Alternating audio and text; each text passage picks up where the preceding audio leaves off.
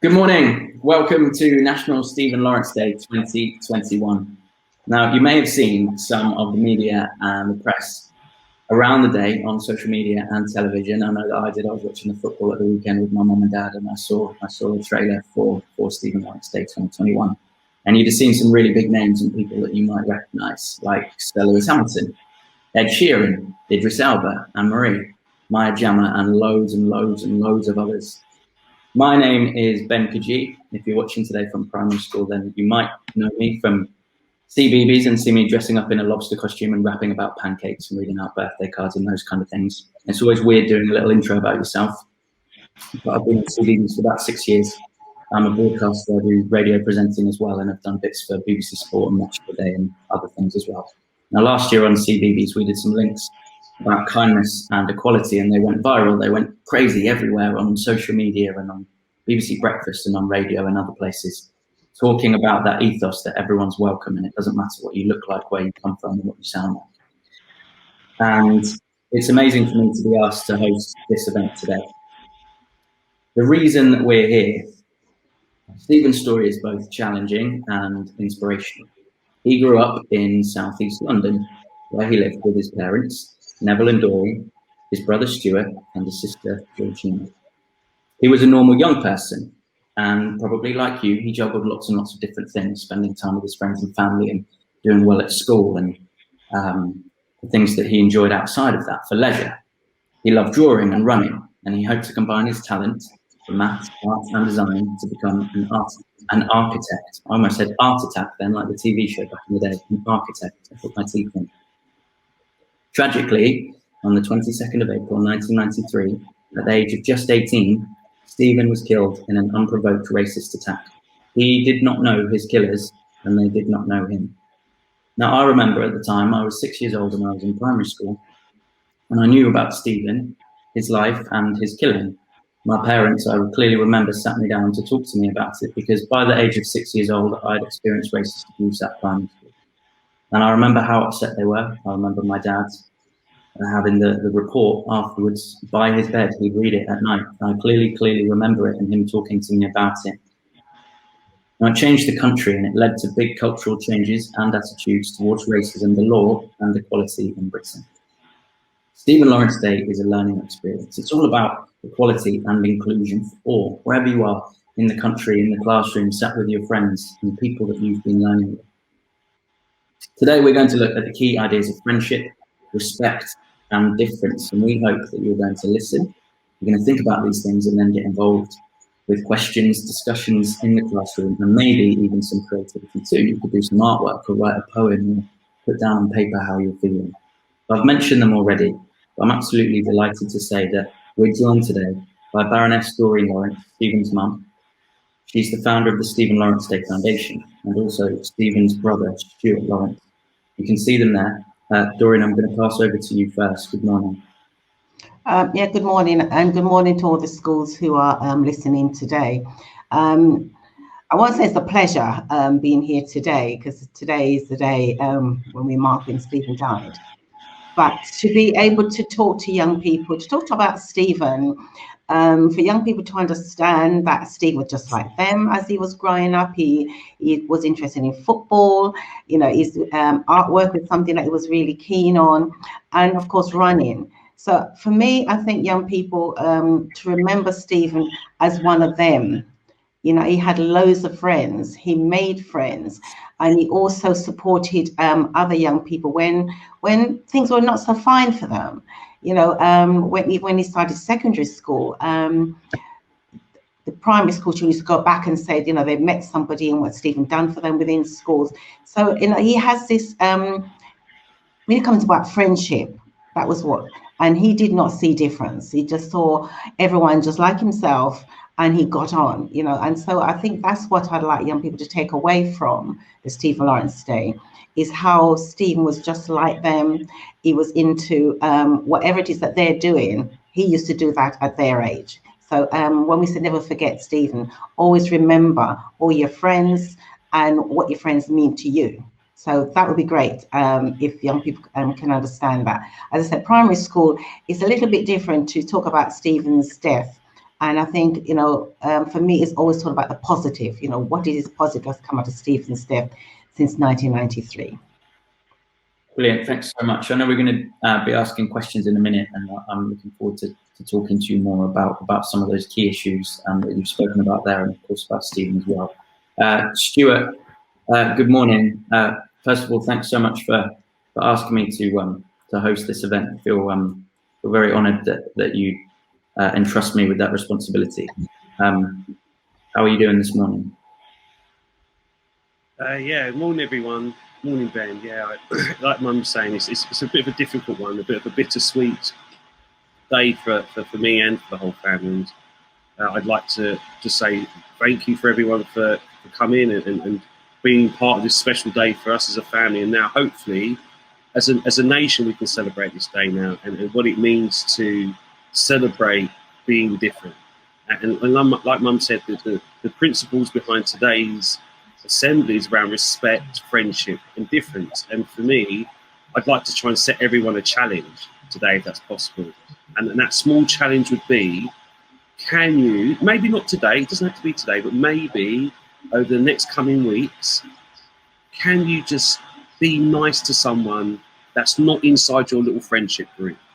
Can you be that person that maybe sees someone that maybe is not having the best day, doesn't look like their usual self, but could you be that person to go across and say, hey, how are you doing today? What's going on? And just ask a couple of questions of someone else that you don't know. And for me, that's how we start getting to be able to understand those big words like respect, like difference. And that's how we also can do that amazing thing, which is broaden our friendship group as well. Like my mum was saying, I go so many places that say to me all the time, oh, I know Stephen, I've met Stephen, Stephen was my friend. And I've yet to meet someone that said to me, he wasn't friendly, he wasn't a good guy, he didn't want to just be, tell me a joke or share with me the latest music or something about sport. He was just such an infectious personality, and that's what we're trying to make sure everyone understands that, do you know what? We all can be and take some of those traits along for ourselves to be more open to others. And so that's what I'd like to do. So can you be nice to someone that isn't part of your friendship group? Because it's always nice to be nice to someone else.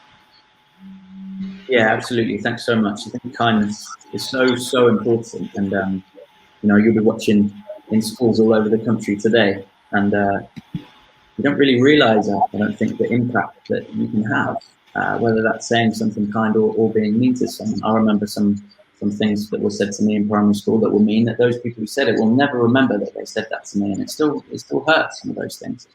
And equally, some of the kind little gestures, whether it's someone who just holds the door open to you, or just, excuse me, we dropped this, or just saying, oh, I like your shirt today, or you got a hair, whatever it is. You don't have to say it if you don't mean it.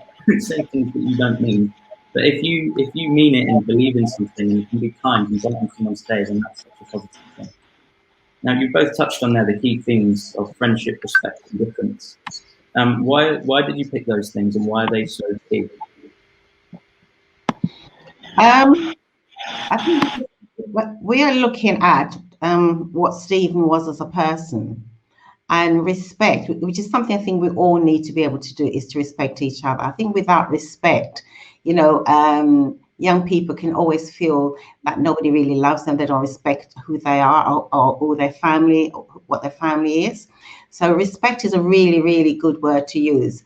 And differences, we're all different in some way or the other. We may have long hair, short hair, whatever color of our hair, color of our eyes, the clothes that we wear. So there's a lot of differences there, but it does not mean because of those differences that we can't have that respect and be friends with somebody.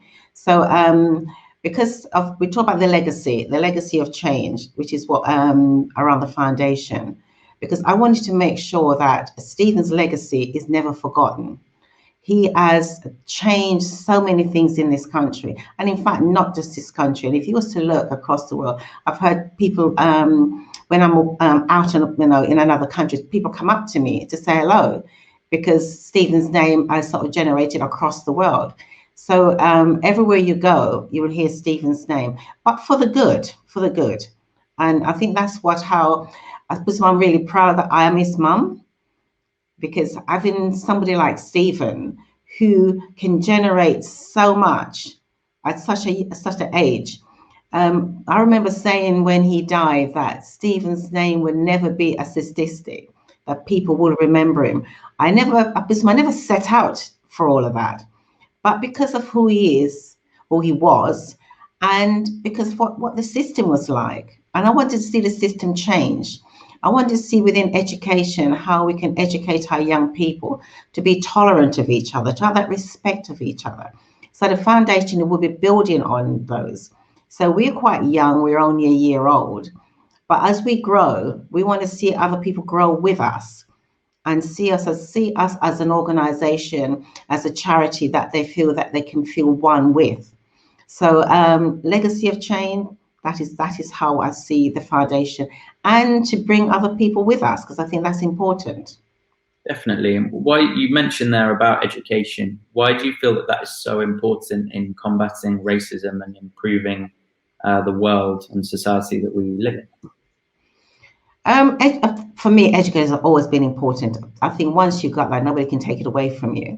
It allows you to achieve whatever your goals are, and also to learn who we are and who other people are. You know, sometimes when you listen to the news, we don't know. In fact, a lot of people don't know their own history, and I think within schools, all that can be taught. And so, if we're able to do that within education, I think that's a big step forward.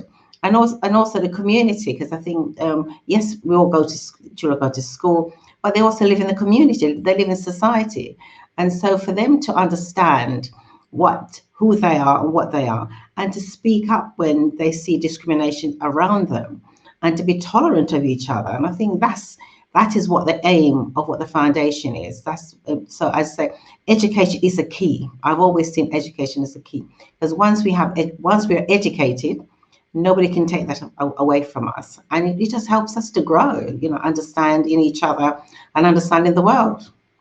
Yeah, that's a brilliant answer. Thank you, Stuart.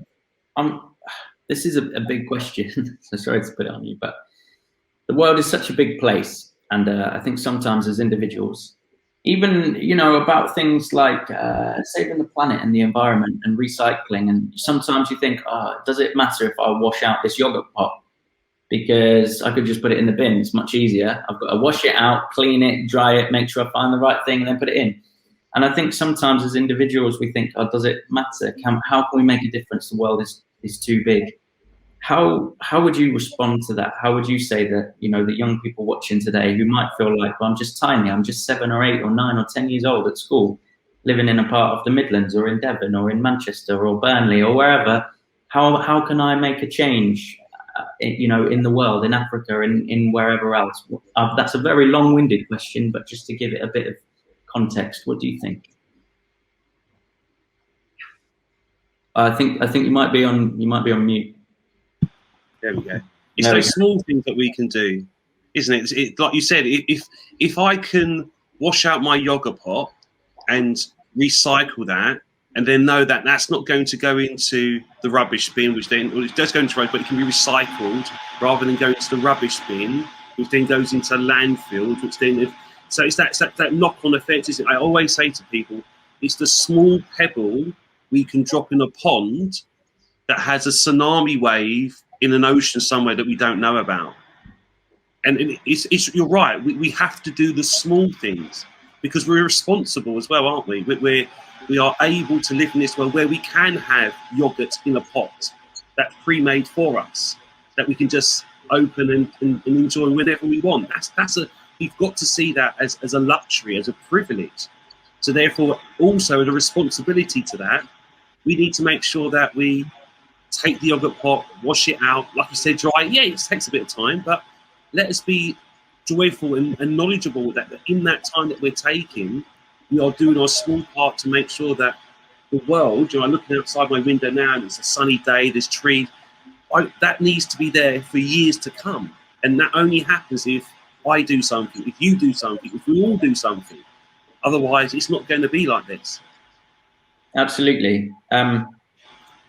Moving on from that a little bit, if people see someone I love the yogurt pot analogy, and it was mine, so I came up with that. But if we move it on to people being bullied in the classroom, someone hearing someone using racist language or discriminating against someone because of the color of their skin or because of their religion or sexual orientation or whatever it might be, how can people challenge that in the classroom? Because a lot of people might feel like, oh, I'm nervous, I don't want to say anything, or they're bigger than me, they might, hurt me, they might bully me. Then how can people challenge language and behaviour and discrimination? And I'm going to put my hands up now and tell everyone, I used to be a school teacher, Ben. So I part of my job as a school teacher was being a form teacher.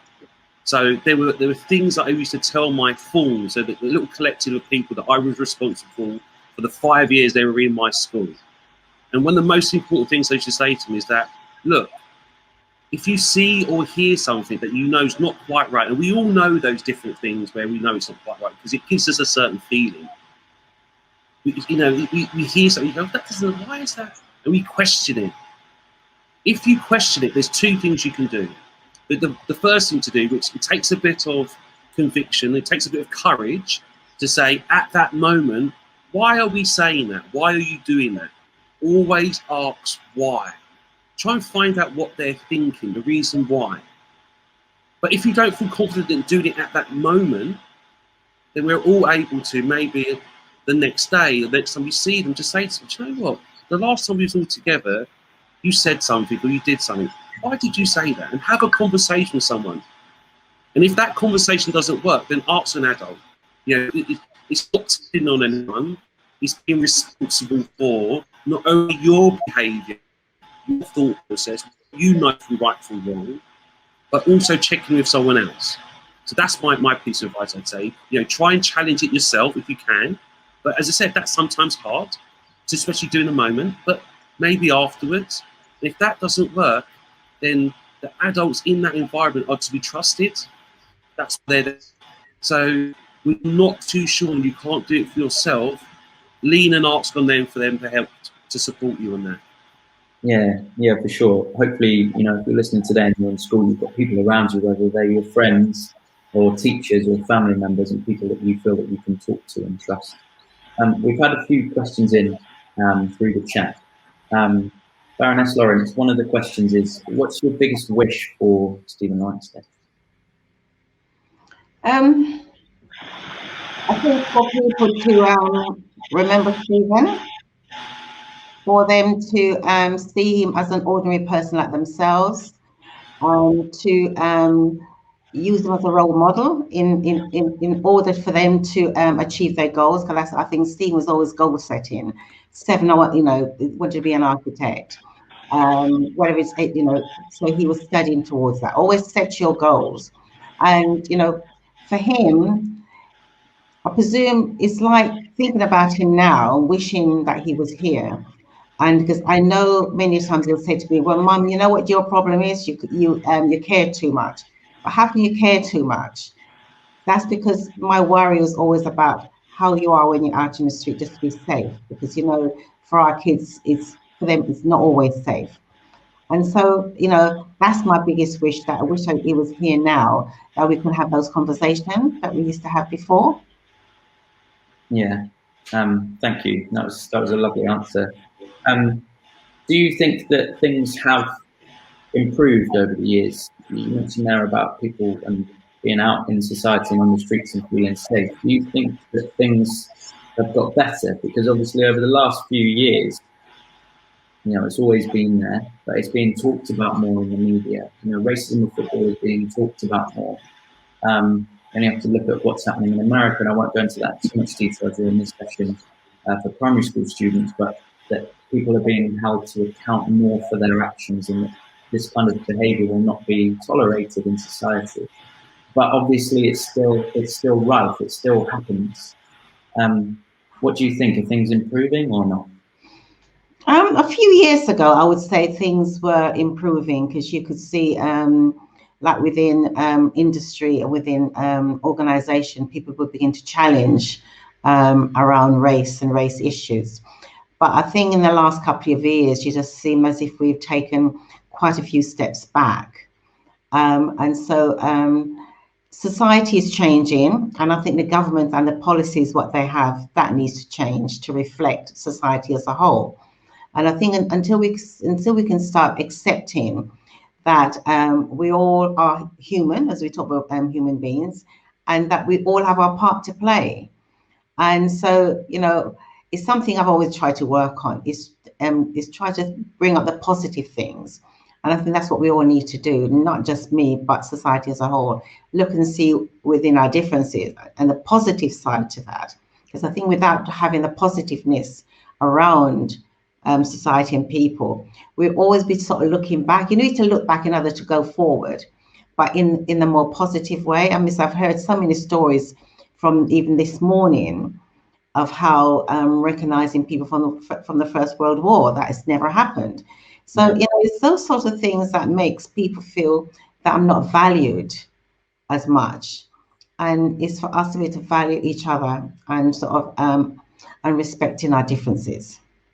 Yeah, thank you. And if anyone hasn't seen that story, or there are teachers out there who'd like to talk about that story, I saw it this morning on BBC News in terms of just recognising Black men and women who've contributed throughout society. And that example was about World War I, and maybe not even being celebrated or commemorated in the right way, in the same way as white members of the armed forces. Stuart, I'd like to ask you, how can we improve confidence in being able to speak about issues? Because it's hard, right? It's really hard to stand up. What do you think? I think that you have to remember and understand that it's okay to feel a bit nervous. We all feel nervous and anxious at certain times. And I like to people to remember, if they do feel like that about speaking up or saying something, that they feel a bit nervous, I'd like them to think back to a time where they felt like that before, but then overcame it. So, for instance, you know, that first day back at school, that can be quite a nervous time because you haven't seen everyone, and you know, often you're still your friends, and is it still like the same environment? So that could, but then when you get there, you then start to realise, hey, it's okay. And so there's always examples that we could probably use from previous experiences that we can then just build on. That's how we improve our confidence, I do believe.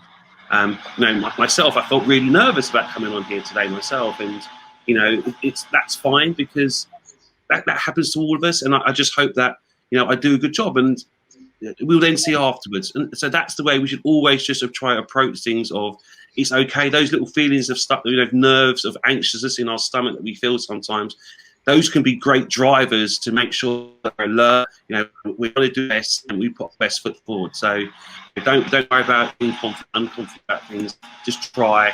And like I said, and if you don't, then maybe find a friend to help you, or speak to, like I said, a trusted adult like your teachers or your learning support teachers.